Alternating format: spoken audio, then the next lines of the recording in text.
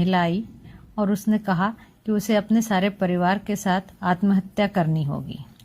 ये बात मेरे लिए बहुत चौंका देने वाली थी। जब उससे कारण पूछा तो पता चला कि वो एक साहूकार के चंगुल में है। उसने 10,000 रुपये का ऋण उससे लिया था जब उसके बेटे का जन्म हुआ था। वही अब सूद के साथ बढ़ते बढ़ते 50,000 रुपया हो गया है। उसने मुझे बताया कि साहूकार ने उसके पति की वेतन पुस्तिका अपने पास रख ली है, जिसे वो सिर्फ तनख्वाह वाले दिन देता है और उनके परिवार के खर्च के लिए 1,000 रुपये देकर बाकी सारा पैसा सूद के रूप में अपने पास रख लेता है। अभी तक वो सूद तक ही नहीं पहुंच पाए हैं, मूलधन तो बहुत दूर की बात है। उसकी इस अवस्था ने मुझे बहुत विचलित कर दिया।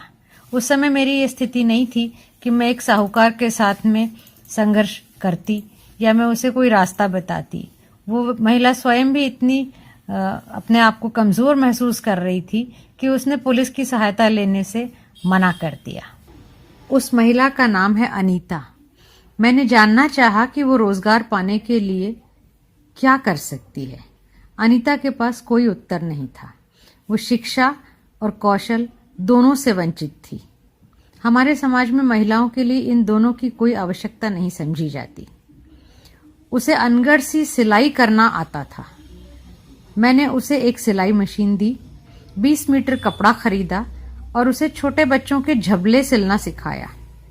साथ ही 20,000 रुपये कर्ज की पहली किश्त अदा करने के लिए दिए। मैंने उससे कहा कि जब वो 10,000 रुपये अदा कर देगी तो मैं उसे दोबारा 10,000 रुपये दूंगी। नगर की एक प्रतिष्ठित दुकान की स्वामिनी ने उसके बनाए कपड़े खरीदे और बेचे। 2 वर्षों में अनीता ने अपना 50,000 रुपये का कर्ज चुका दिया। यदि उसे ये 50,000 रुपये ना मिलते, उसे रोजगार का कोई मौका ना मिलता, तो शायद अनीता, उसका पति और उसका बेटा आज जिंदा ना होता।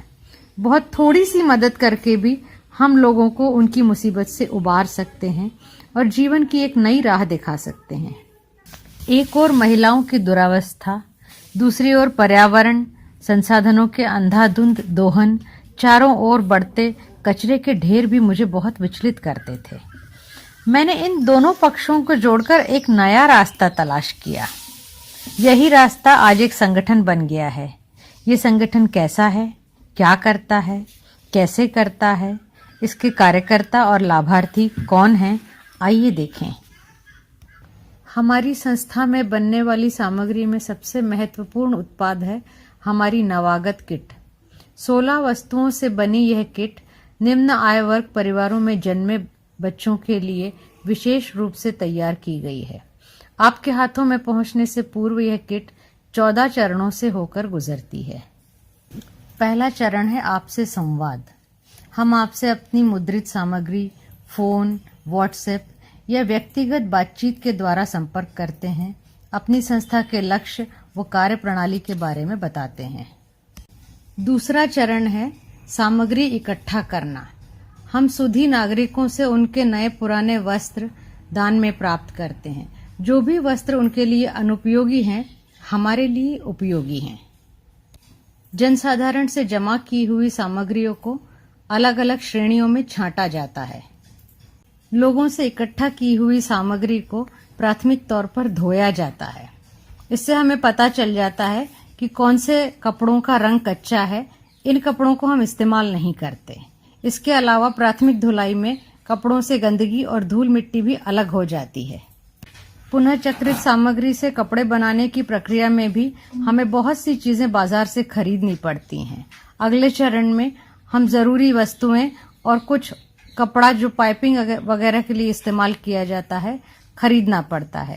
तो ये खरीदारी भी एक मेहनती काम होता है। अब बारी आती है कपड़े का सही इस्तेमाल तय करने की। अलग अलग कपड़ों को अलग अलग उपयोग में लिया जाता है। इसके बाद प्रशिक्षु छात्राएं प्रमुख सिलाई निर्देशिका के देखरेख में कपड़े की कटाई करती हैं। अलग अलग वस्तुओं के लिए कपड़े की कटाई एक विशिष्ट काम है। सिलाई प्रशिक्षिका स्वयं और प्रशिक्षु छात्राएं अलग अलग कपड़ों की सिलाई करती हैं। जिसमें जितनी योग्यता होती है उसके अनुसार सिलाई का भार सौंपा जाता है। एक बार कपड़े की सिलाई हो जाने के बाद उसे अन्य समूह द्वारा फिनिशिंग और काज बटन इत्यादि करने का काम किया जाता है। सिलाई और फिनिशिंग का काम पूरा हो जाने के बाद वस्त्रों को बहुत अच्छी तरह से धोया जाता है। धुले हुए कपड़ों को स्वच्छ स्थान पर धूप में अच्छी तरह सुखाया जाता है। धुले हुए कपड़ों पर इस्त्री की जाती है। इस्त्री करने के तुरंत बाद नवागत किट के वस्त्रों को सफाई से पैक कर दिया जाता है। 14वां और अंतिम काम है इस सामग्री को असली हितग्राहियों तक पहुंचाना, कभी स्पॉन्सर्स के माध्यम से और कभी निशुल्क। भले ही माता पिता निर्धन हों, समाज के पास अभी भी इतने संसाधन तो हैं ही कि हम जन्म लेने वाले शिशु का मानवीय गरिमा के अनुरूप इस संसार में स्वागत कर सकें। लेकिन हम यहीं आकर रुक नहीं जाते। हम नवजात किट के अलावा और भी बहुत सी चीज़ें बनाते हैं और उसका प्रशिक्षण देते हैं। पाउच, थैले, bags, shopping bags, cushion cover और साड़ी बैग्स इत्यादि हमारे और भी बहुत सारे उत्पाद हैं जिससे महिलाओं को रोज़गार मिलता है। वे स्वयं अपना रोज़गार कर सकती हैं और आत्मनिर्भर हो सकती हैं। लेकिन इस मुहिम को आगे ले जाने के लिए हमें सारे समाज के सहयोग की ज़रूरत है।